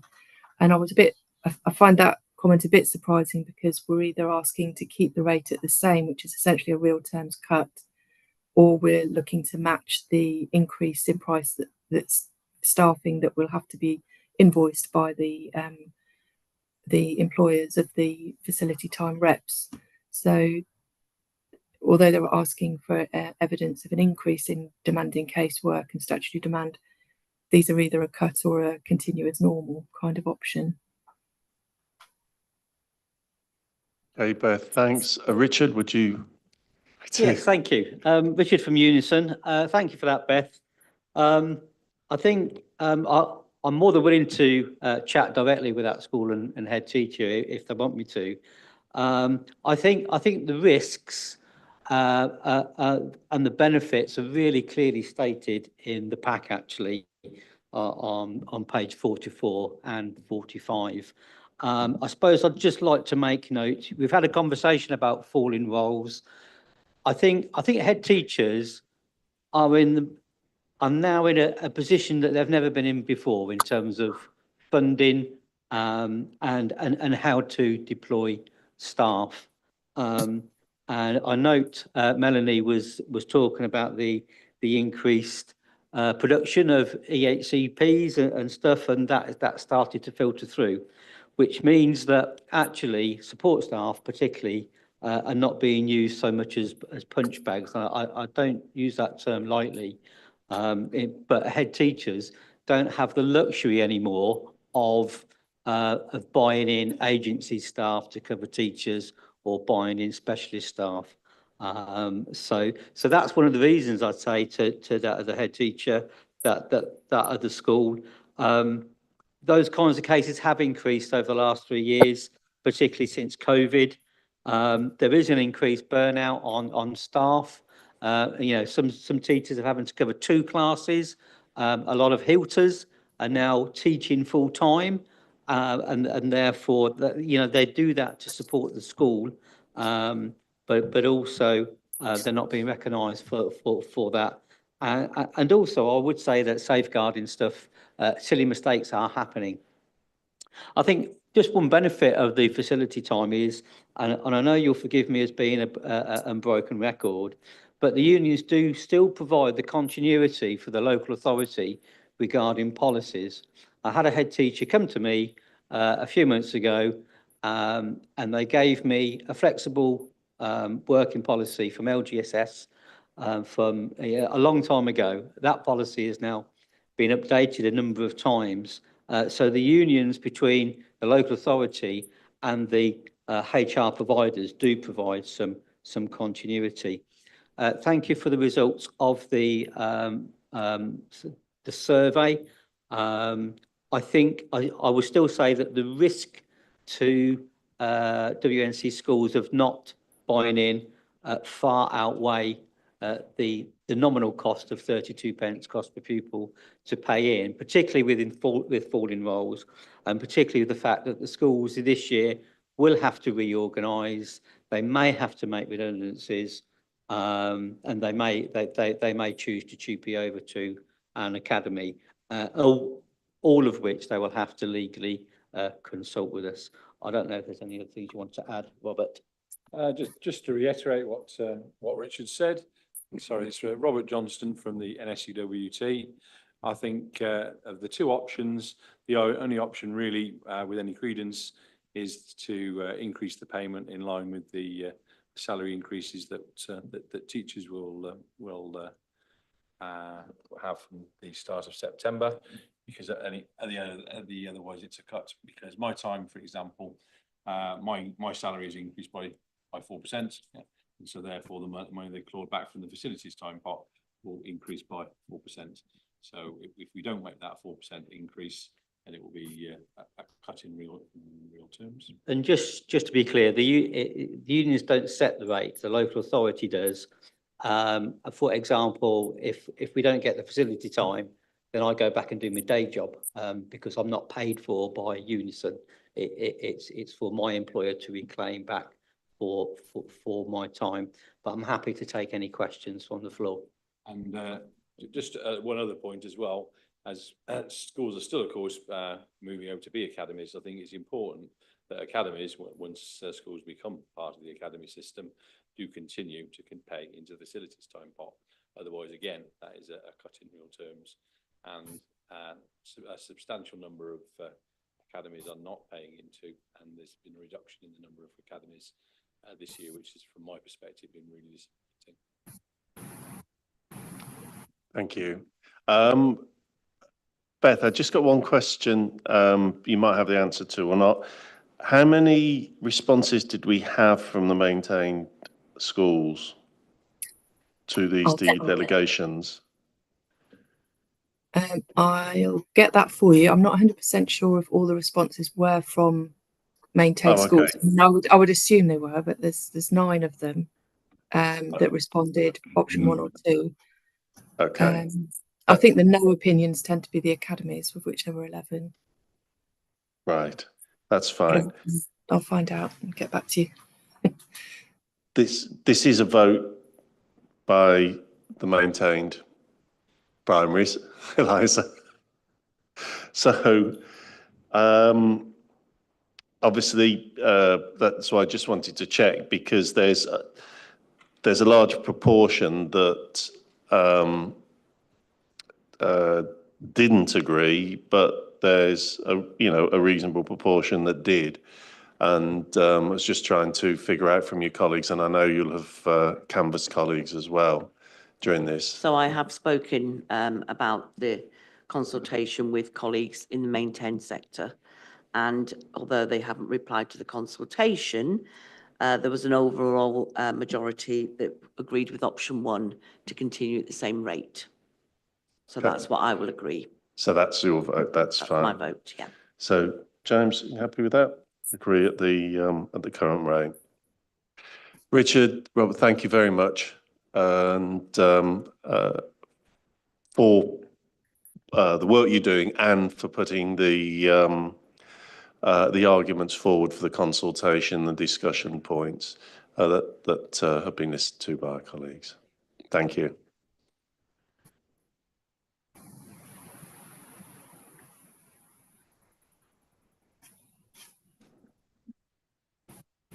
Beth, School Improvement Grant.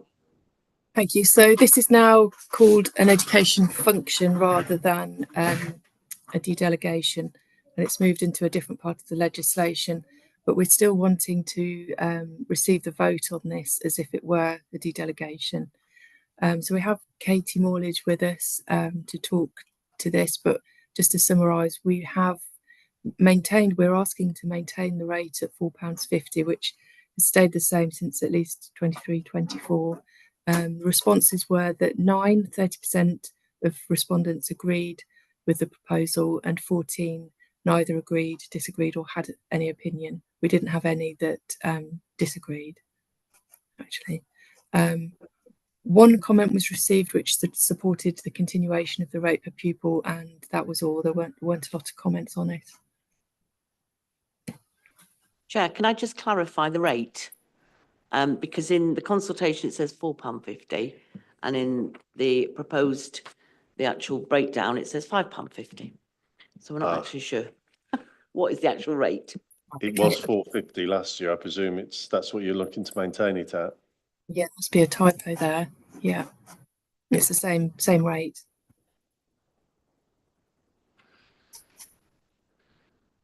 Yeah, go on. So we'll vote for the same rate and continue it. Thank you. There you go, Katie. That saved that's some discussion there. Super, thank you. And the last one in this section, then which is a vote again for Eliza. Do you agree or disagree with the proposed continuation of the redundancy fund? Is there anything you want to say on that, Beth? Briefly? No, just again, we've got the same 9 responding that they're in agreement with that, continuing the same rate. And just one comment really, that a centrally managed redundancy fund ensures that schools can restructure responsibly without entering a deficit, particularly important given the change in demographics, the need for curriculum redesign, and the ongoing requirement to adjust staffing models. Well, I've agreed option 1, which is written down option 1 here. Okay. Is that okay, Beth? Yeah, that's everything. Thank you. Okay. Yeah.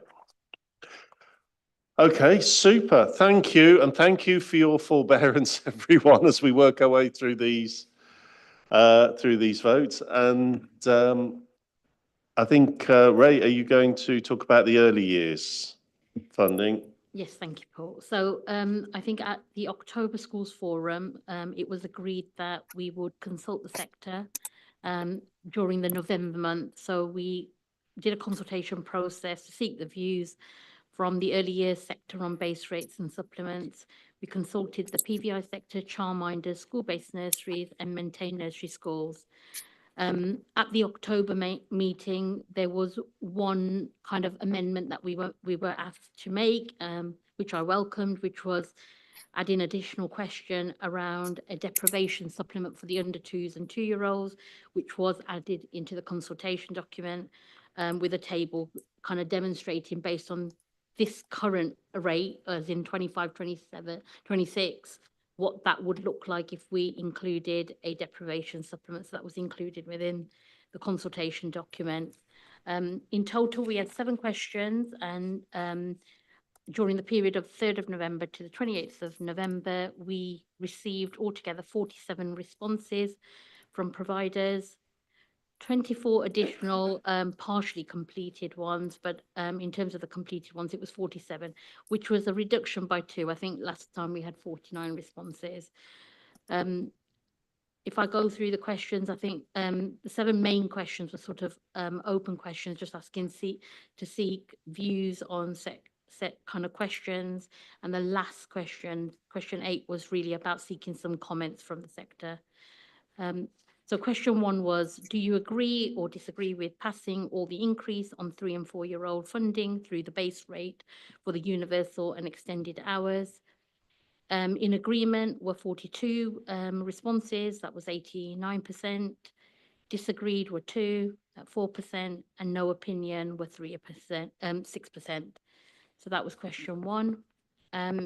There was not many comments surrounding that part of it. So in terms of question 2, do you agree or disagree with the proposal to set the early years central budget for 3 and 4-year-olds at 3% and pass through 97% of the allocated funding entitlement allocation to providers? 32 agreed, that was 68%. 9 disagreed at 19%.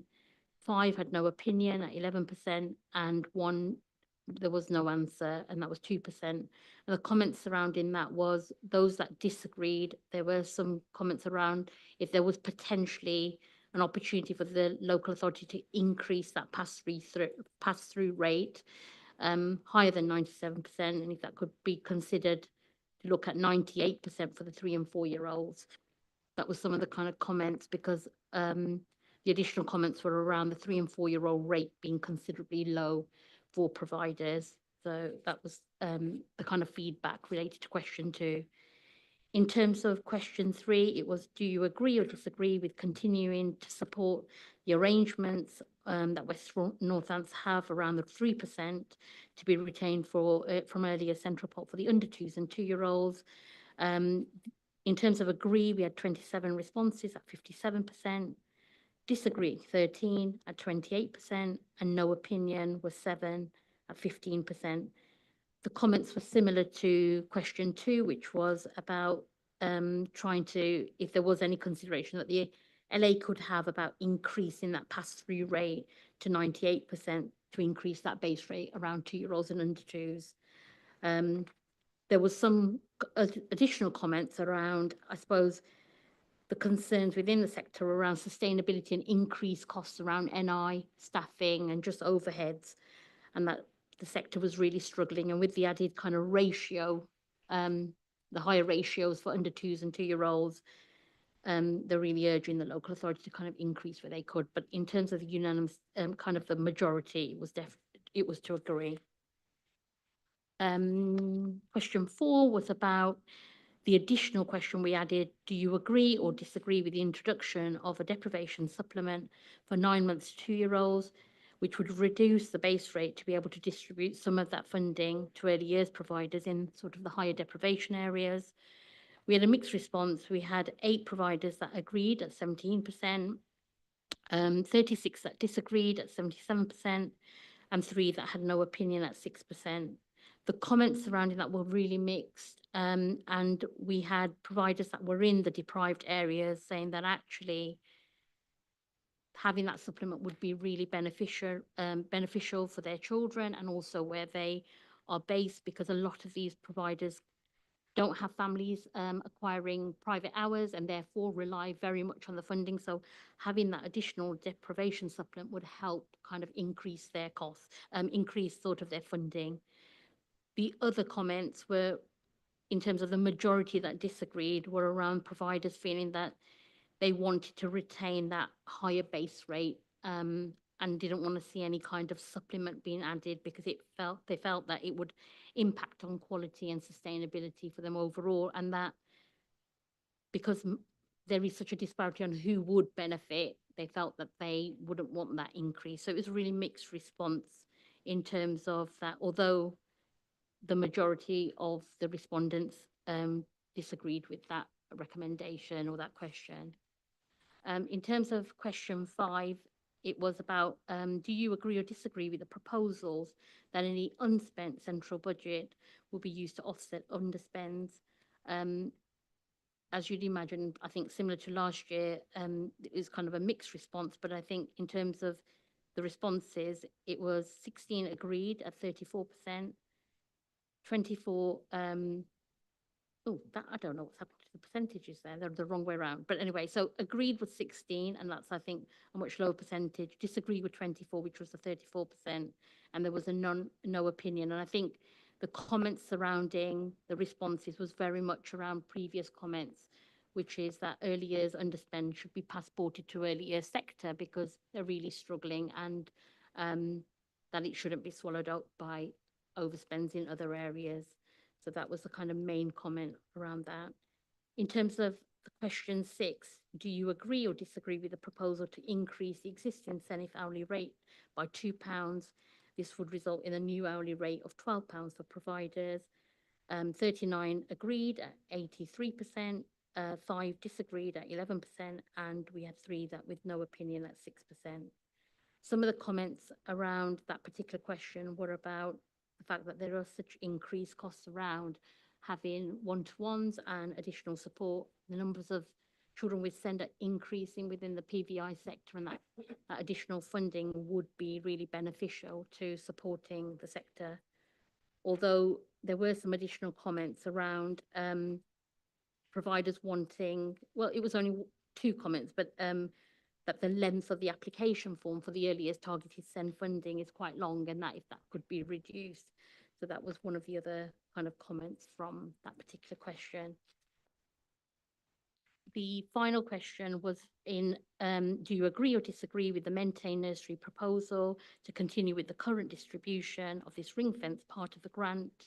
And this would fund 5% based on the number of children at the Adaki, 30% postcodes, and for the remainder of the January 2025 census hours. We had 12 that agreed at 20, which was 26%. We had 9 disagreed, and that was 19%. And we had 25 with no opinion at 53%, and 1 comment which was no response, which was at 2%. And I think just important to highlight that in terms of the no opinions, the majority of the respondents are from the PVI and childminder sector. We don't have a huge number of maintained nurseries. So I think that no opinion is in relation to the fact that it doesn't impact them directly. But in terms of the maintained nursery schools that did respond, the majority all agreed with that proposal. Paul, the last kind of question was really just to seek some kind of views from providers. And I think it's fair to say that although we've done the consultation, and in principle it was agreed at October to go through with that in order to be able to give providers their rates earlier. Actually, there's a real frustration about not knowing what those modelling rates would be, which is very similar to the kind of discussion we've had around schools, because it would be really nice to see how the deprivation supplement would have really looked like against that kind of rate. So there were a number of comments around being able to see a clear, transparent kind of modelling around the rates based on what our funding envelope was. But obviously there's a restriction on that because we've received that yet. There were some additional comments from childminders looking at if there should be a specific rate for them because of their restriction of having only a maximum of 3 children under 5, and also that with the majority of the funding now passported through the local authority and the element of private fees reducing significantly for our private providers, that actually how we pay in arrears is really challenging for their cash flows. And if we could consider looking at that methodology to be able to give some of that funding upfront. So that did come through from a number of different people because of just that cash flow issue. And I think that's been exacerbated with the expansion in September, because we know that they won't be generating as much through private fees, which has helped usually their cash flow. Additionally to that was just about the request for a bit more support and guidance around how to use early years pupil premium funding and deprivation funding. And there was a number of comments around how the new DFE kind of charging policies on consumables is having an impact on businesses, private businesses, particularly who are doing all year round care, which has restricted their kind of income generation capacity. But they feel that impacts on quality. So those are the kind of comments that come through. Just before we vote and open a debate on these, the couple of comments that you made around the cash flowing and around the childminders, is that's something that not necessarily we are considering in our voting here, but I think it is good. I think they are very valid questions and something that does need to be considered where we can. Is that something we can make sure we bring back to the next forum meeting and perhaps a paper to look at those specific comments and see whether we can support them or how they can be supported?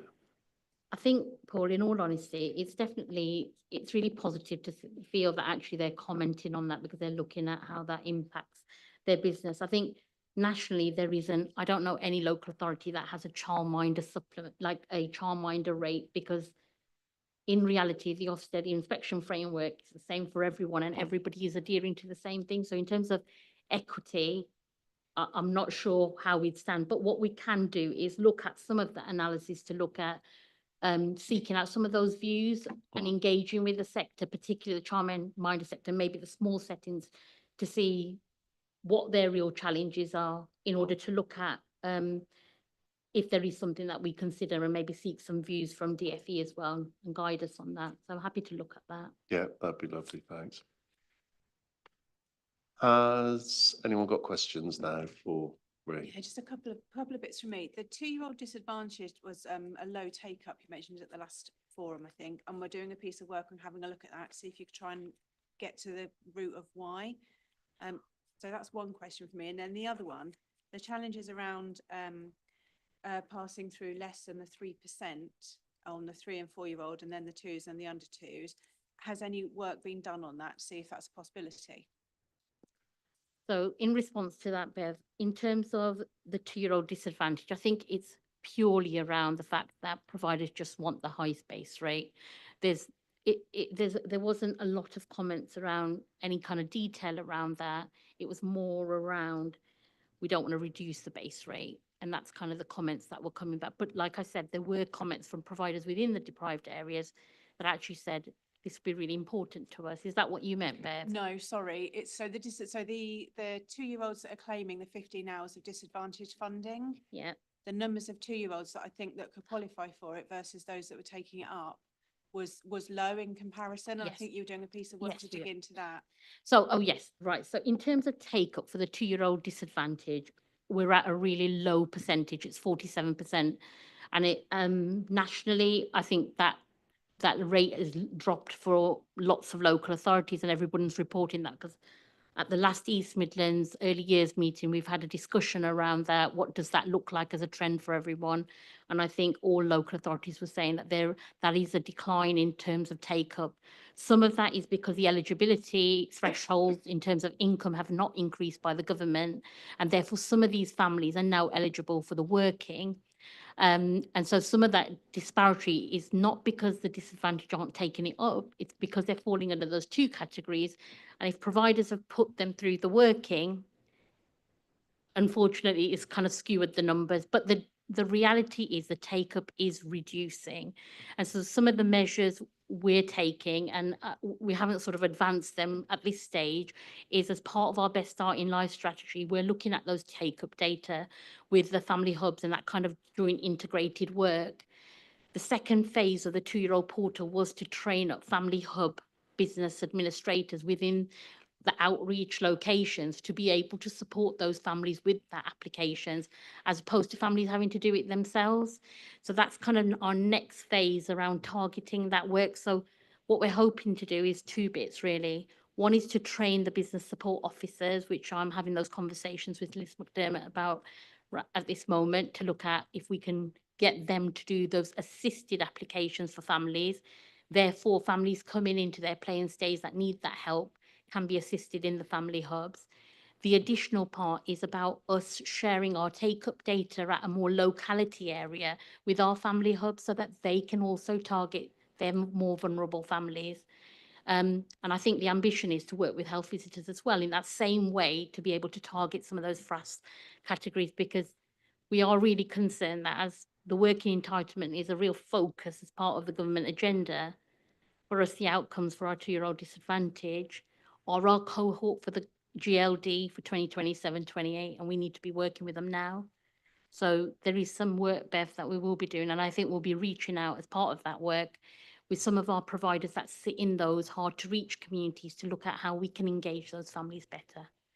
Unfortunately, we can't share the list because there's data protection around that with HMRC data, but what we can do is look at efforts of how we can communicate and promote and target those families to engage them earlier. So that's something we're definitely looking at. And Bev, you asked me a second question. Was that around the pass-through rate? Yeah, it was, yes. So I think I can honestly say we haven't done any of that work, and that's purely because the consultation ended last Friday. We're getting the papers ready to get out today, so I've not had a chance to really look at that. But as part of, we will look at that when those rates are done, if there is any scope. But for the purpose of the consultation, we've had to go with we're not sure what our envelope's going to look like, and we've got to kind of base it on something. But none of those projections have been done yet.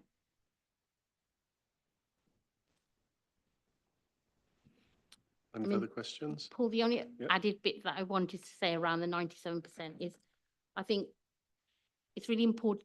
Sometimes it's really hard to explain it in kind of written form, but in terms of our universal entitlement, the 3 and 4-year-olds, having that drop already by 1% is significant for us because that's our universal kind of entitlement. So therefore, reducing it a further percentage is quite significant in terms of the capacity for our teams and the support that is offered in terms of the early years sector. So we will look at that, but what I'm saying is already that percentage has increased. That pass-through has increased by 1%, and that's our universal, where all the other eligibilities are based on working families, so that cohort isn't as great. Okay, thanks. Rich. Mine is just literally what is the plan in terms of rates, because we've always asked for transparency going forward. So, when you get the rates, is there, I'm not saying another consultation, but is there something else that sort of, we're going to plan to let the sector know? So the intention is that we're hoping that we'll get the rates at the end of December. We'll have to do some of that modelling work with finance. And as we did last year, I think we met with forum members to look at what that projection and that modelling looked like. And then we did a session with the Coffee and Catch Up where we met the sector and went through that detail. My intention is to have that same transparency for the rates coming up so that those informed discussions can happen at school forum level with representatives and then wider with the sector before we kind of cascade them out officially.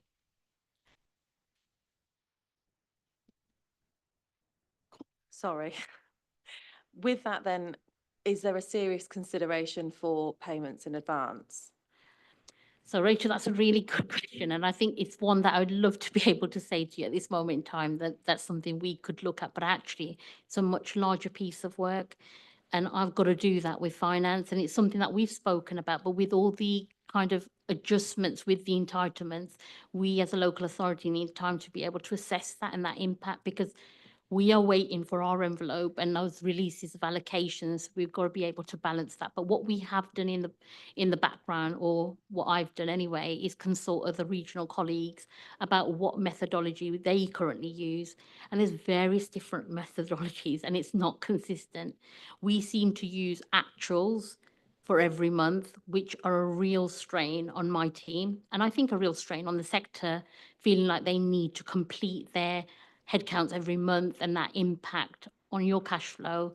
A lot of local authorities release 60% within the autumn term. So it's basically what your summer headcount is, 60% of that. And therefore the adjustment happens at the end of the autumn term or the end of the spring term. So what we'll have to do is look at those methodologies, speak with finance about what that looks like for us, consult the sector before we can actually do anything. So it's not a quick, we'd want to be able to engage the sector properly to look at what the impact of any changes are before we do that. But I do appreciate that it's really challenging at the moment with cash flows. Yeah, and I think it's something to really consider, you know, those kinds of models. For me, just sort of thinking about quick maths, it would be a nightmare towards the end of a term because I'd be really tight if I only got a certain amount of, you know, and because everything is so much tighter now, literally kind of 95% of my families are purely funded because of the increase in the funding. So, I mean, I think something like that would just be a bit of a nightmare. I'd probably get to November and think, God, I've got nothing to pay my wages this month. And I think that's the thing that we don't want to, at the moment, we have a methodology and providers know what that looks like. Before we change anything, we'd be wanting to possibly sit down with school forum members or reps to actually look at different methodologies and what that look like. In order, we need a bit of a wider engagement from childminders and other groups as well. It's not something that we can enforce and change immediately. I think it needs a good year of analysis and modelling before we make any changes. And I think we won't be doing two. We need to make sure the pros and cons of any kind of methodology change. Yeah, I think that is a useful piece of work, even if it's just to bring some options in when we can, and then work on the modelling with that as well. Okay, there's no more questions. If we can consider the votes that we have. Sorry, thank you, Chair. So just for clarity, the proposals before Schools Forum are those set out on page 61 of the report. A, B and C are decisions where Schools Forum is the decision maker and it's a vote by all of the members present. D, E, F and G are cases where WNC is the decision maker, Schools Forum gives a view, and the vote on those is by schools, academies and PVI members. So everyone present except Mr. Goodrich. Okay, so if I go to the first one then, to pass through the increase on all 3 and 4-year-old fundings through the base rate for universal and extended hours. In favour?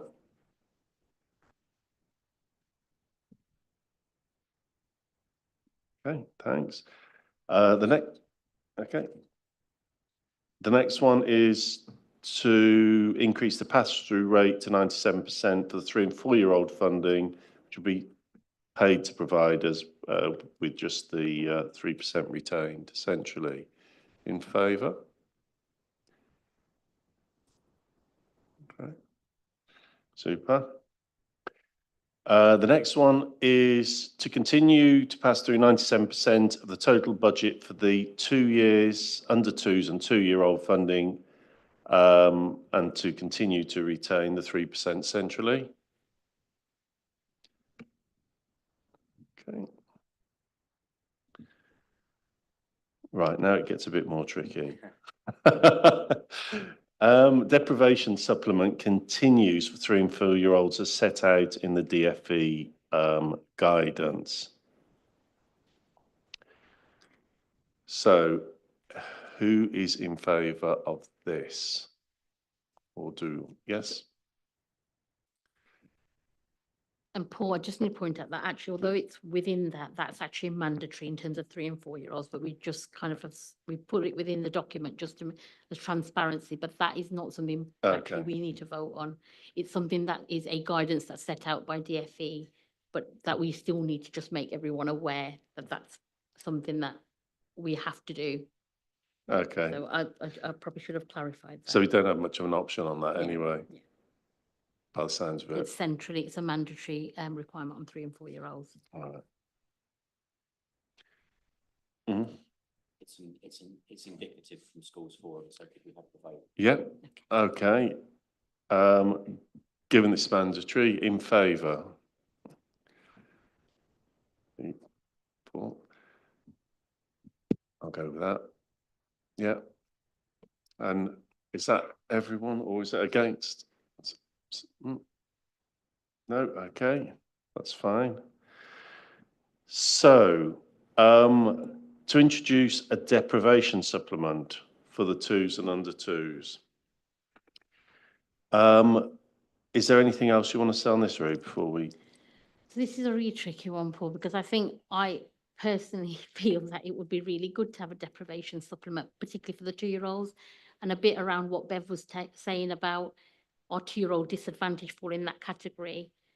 But I think it's really challenging because the sector have also articulated their views on it, and just thinking that as part of our wider strategy, we do want to focus our work around outcomes for our most disadvantaged. So I'm not sure if we want to consider looking at just 2 year olds, but it is highlighting that the sector are saying very clearly that that is not something that they want added.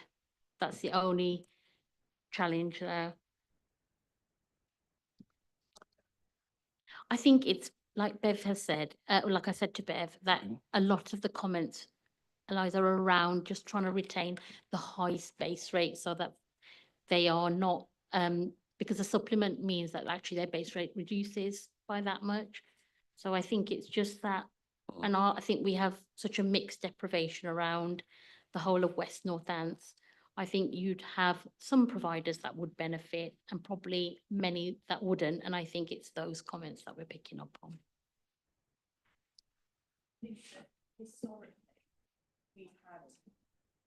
Sorry, we've had I mean, I'm going back years, but we used to have so many different supplements.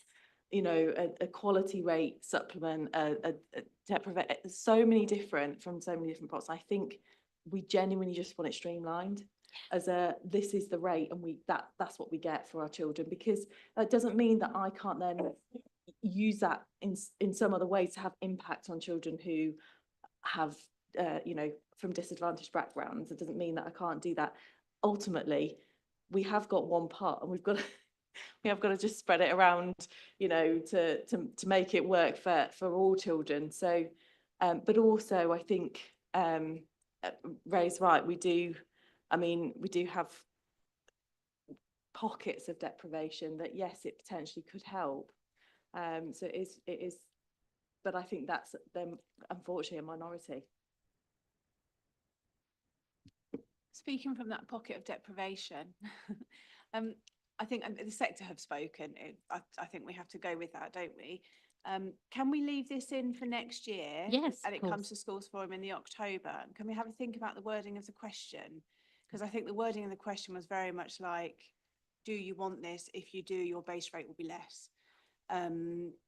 So if we can maybe even just get some modelling in there just to. I think that's what's made it challenging, Bev, that actually we can't, besides the Completely. modelling I can only do on this current year's rate, I've not been able to do that with finance.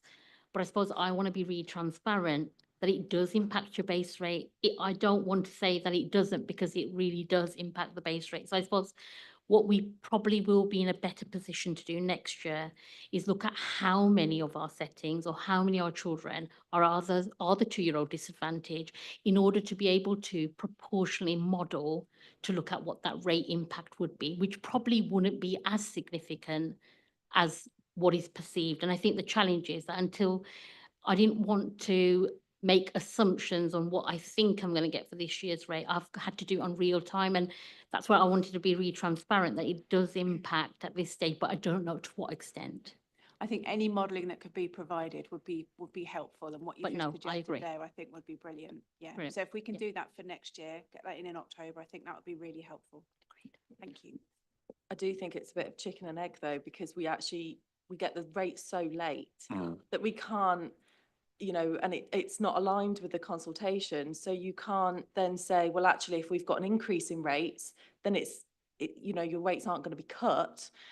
We can use that little bit of increase to go to offset for deprivation, but we just don't know that. I suppose the only thing I will say is that this year they're implementing the termly census for us as local authorities, which has never really existed before. And we've only usually had this January census and not had to give much information on a termly basis. They've now introduced that termly basis. They're building that real-time picture. They've got the validation codes that also is building up a real-time picture. So I'm trying to be optimistic and think that next year we may get the rates earlier. So I'm crossing my fingers. Okay, so I think the general opinion is that we are going to, sorry, I'm very slow, that we're not going to agree to this. So if I say all against for this year, the deprivation supplement, would you like to raise your hands? Okay. And anyone in favour? What in favour? Thanks. Okay, and that's everyone, I think, isn't it? Right. Okay. The next one, which there seems to have been a lot of support for the increase in the SENIF rate by £2 to give a new rate of £12. I think we've talked about that. Is who's in favour of this one? Yeah, everyone. Thank you. Thank you. Right. Another tricky one then. The maintain nursery schools to continue the current distribution of ring fence funding. Now, I think both you, well, Ray was saying that although there was a degree of agreement with this, most respondents weren't from the maintained sector. Those that were happy with this distribution. Is that fair? Yeah. Okay. So are we happy to vote on this? Do we agree to continue the current distribution? In favour? Everyone? Yeah. Thank you. Thank you, everyone. Thank you very much for that. Now we did agenda 8, so we can just move on to the section 19 policy. Melanie. Sorry, I'm going to pass over to Katie for that one. Okay, thanks. Yeah. Brilliant. So this is just for information purposes because section 19 policy has been written and passed through WNC Cabinet in November, but we just thought it was noteworthy to bring it to Schools Forum for your attention, specifically because within the policy we're talking about using a similar funding model following permanent exclusion. So where a child has been picked up under section 19 and we as a local authority will be putting in education provision, what we will be doing is clawing back ALPU to offset the additional costs of that. That's the current process we have with hospital and outreach. We pay base funding and schools are expected to pay the ALPU. Where they don't meet threshold for hospital and outreach and we are picking children up either through permanent exclusion or due to medical illness or otherwise, which is not a helpful term, we will then be putting provision within place and clawing back that ALPU to offset those costs. So it was just whether anybody had any questions, but it was just for information. I've got one question. And it's related to the, well, actually, it's related to the permanent exclusions clawback policy, which has kind of attached itself to it. Yep. So the reason why I included that is because it shows the formula for, I think that was agreed way before my time in 2021 Yeah. through Forum. Okay, my question, I think, Beth, this is probably one for you. It all makes perfect sense. The only question I got is when we're looking at the rates and we're looking at how the clawback works, which is set out very well in the formula. My only question around it is the rates that we have in here appear to be linked into the national funding formula. How do you adjust those, or do you adjust them in relation to capping? Because I think that everything is really set out so that whatever funding an establishment gets is moved back out of it when a child is permanently excluded, which is entirely right. But I'm just wondering how that kind of works when we've got capping in place so that the establishment doesn't actually receive that funding. And we know that in various other places there have been legal challenges around these policies. So how have we built that into whatever rates that we're doing? So we are making sure we are reclaiming what is actually paid in relation to that child, bearing in mind capping. I have to take that away and double check for you. I think it's just based on the rates that are in the formula and not the individual schools per pupil rate. But I'll need to double check because obviously some schools are capped and some aren't. But I'll need to find out from Steve, who completes the calculation in my team. Yeah, I think that would be helpful because I think it could avoid a challenge that doesn't necessarily need to be there. And the policy should, it can't discourage permanent exclusion because it can only take the money that is set out in the formula. But I know there have been in the past challenges. Right. I was going to say it is slightly strange because the pupil doesn't have to have been there on census for the clawback to apply. So the school might not actually be getting that funding that year for that pupil. Yeah. So it's a formula, but it doesn't always mean it's exactly what the school has received that we claw back. And sometimes parts of that formula data we don't hold, so we don't always know every single part for every pupil that we can claw back. It's quite a difficult one, which is why many years ago there used to be just a set amount rather than the formula which is set out in the legislation that we're following. Yeah. Okay. Have any other questions on that, Dan? Sorry, yeah, just a comment. I understand this may be down to legislation, but I think it's important to understand the purpose of the clawback policy in that, as Beth just said, if a student was not to be on census, therefore the school isn't receiving the money, and the school is then effectively being penalised financially if that's the case. Now, I'm not supporting permanent exclusion in any way, shape or form. However, that feels like what's happening. Also, if I was to create a scenario where you had an extremely inclusive school, did everything they could to support a young person, so spent a notional 6K, looked at alternative provision, did everything that they should do. And unfortunately, sadly, there's a situation where that student is then permanently excluded. Based on my understanding from the policy, they would then also have to pay through the clawback. Is that right?